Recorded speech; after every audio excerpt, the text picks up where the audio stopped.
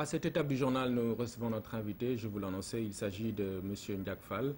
Il est professeur, enseignant à l'Université Cheikh Anta Diop de Dakar, à la faculté des sciences juridiques et politiques notamment. Bonsoir.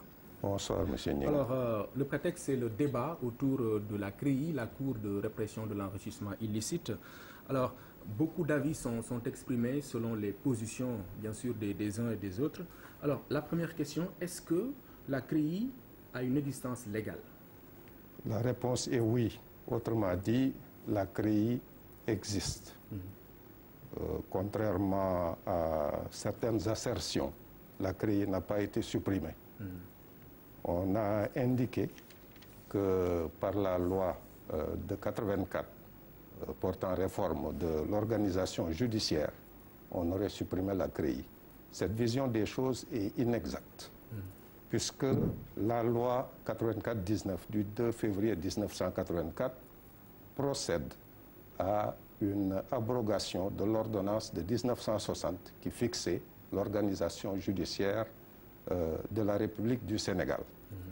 Cette loi a donc supprimé les justices de paix et les tribunaux de première instance. À leur place, elle a institué les tribunaux départementaux et les tribunaux régionaux. Donc, c'est, si vous voulez, une organisation nouvelle qui porte sur les juridictions de droit commun. Justement, dans cette organisation nouvelle, ceux qui contestent la légalité de la CREI évoquent sa disparition, c'est-à-dire ce qui est constant, c'est que la CREI ne figure pas dans cette loi dont vous parlez, la loi 84-19. C'est compréhensible puisque la CREI, c'est une juridiction d'exception, c'est une juridiction spéciale. Et donc, si vous regardez du côté du Code de procédure pénale, vous ne verrez pas, si vous voulez, la Cour de répression de l'enrichissement illicite. C'est une loi spéciale qu'il a créée, au même titre que la Haute Cour de justice qui est prévue par la Constitution sénégalaise. Vous ne la verrez pas dans l'organisation judiciaire. Il en est de même du tribunal militaire qui également est prévu par une...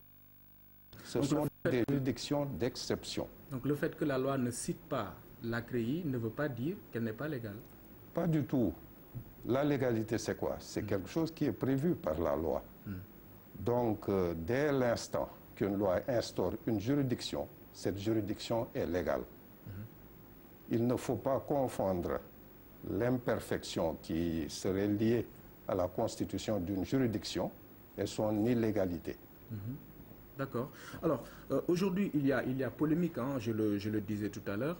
Alors, polémique naît bien sûr des poursuites qu'on voit contre des responsables, en tout cas de l'ancien régime, qui ont eu à gérer des biens publics. Aujourd'hui, le fonctionnement de la CREI ne convient pas à certains. Est-ce qu'il ne faudrait pas réfléchir donc autour justement de ce fonctionnement pour éviter toute polémique? En fait, la loi, elle est créée par les hommes. Et comme les hommes, je dirais que la loi est faillible et mortelle. Autrement dit donc, il peut y avoir des imperfections qui découlent d'une loi. Dans ce cas précis, il faut avoir le courage de songer à réformer la loi. Ceci étant, à propos du débat dont nous parlions tout à l'heure, il faut l'avouer, il y a une éminente personnalité sénégalaise, à savoir le président Ousmane Camara, qui dans un ouvrage remarquable intitulé Mémoire d'un juge africain, itinéraire d'un homme libre, il parlait de sa nomination en tant que président de la Cour d'appel. Il avait été nommé cumulativement président de la Cour de répression de l'enrichissement illicite. C'était en quelle année? C'était en 1984, je crois. Je peux vérifier. Je crois...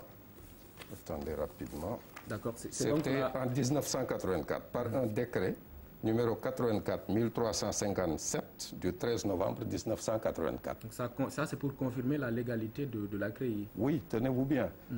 Il s'était dressé en objecteur de conscience face à cette loi, puisqu'il estimait que certes que le magistrat est soumis à la loi et à sa propre conscience, et que lui, sa conscience ne lui permettait pas de siéger dans une pareille juridiction. Autrement dit donc de présider à une pareille juridiction. Il en a parlé au président Abdou Diouf, Celui-ci lui a prêté une oreille très attentive et, je cite toujours Ousmane Camara, la Cour a été mise en veilleuse. Une Cour qui est mise en veilleuse, ça ne signifie pas une Cour qui est, si vous voulez, dissoute. La Cour continue bel et bien à exister. Donc elle a existé, mais peut-être mise en veilleuse, comme vous le dites.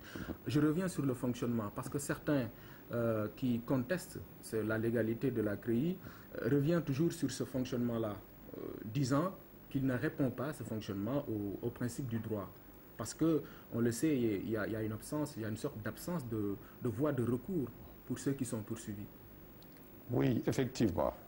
Si vous voulez, il y a des imperfections qui sont liées à la fois à la définition du délit d'enrichissement illicite, mais également au fonctionnement de la Cour.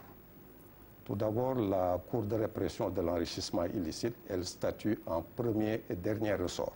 Autrement dit donc, quand sa décision est rendue, la seule voie de recours ouverte, c'est le pourvoi en cassation, normalement.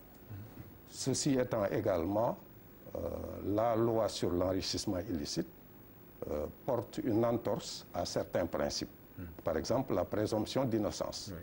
La présomption d'innocence, ça signifie quoi? Celui qui accuse doit étayer les preuves de son accusation, doit apporter les preuves de son accusation.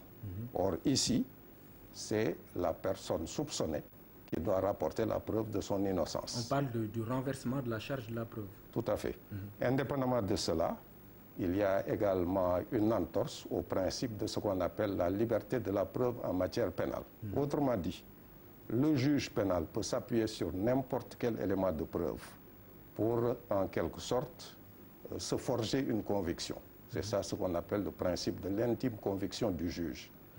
Dans ce cadre précis, la loi sur l'enrichissement illicite interdit au juge d'admettre comme moyen de preuve des libéralités. Autrement dit, si on vous fait cadeau d'une chose, vous ne pouvez pas dire « on m'a fait cadeau de cette chose et donc elle m'appartient ».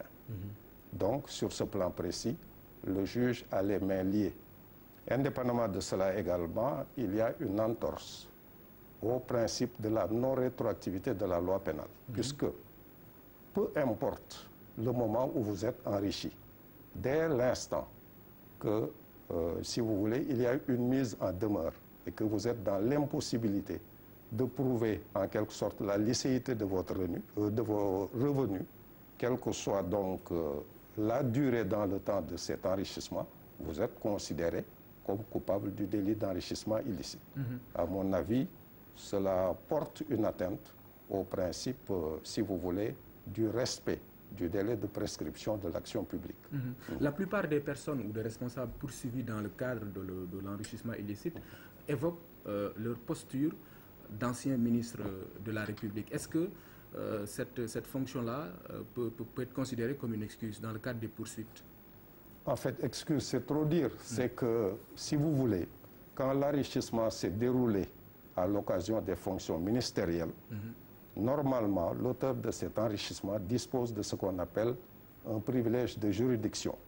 Ce privilège de juridiction vient du fait que l'article 101 de la Constitution prévoit que le président de la République, en cas de haute trahison, ou bien le Premier ministre, ou bien les ministres dans l'exercice de leurs fonctions, quand ils commettent des crimes ou des délits, ils sont passibles de la Haute Cour de justice.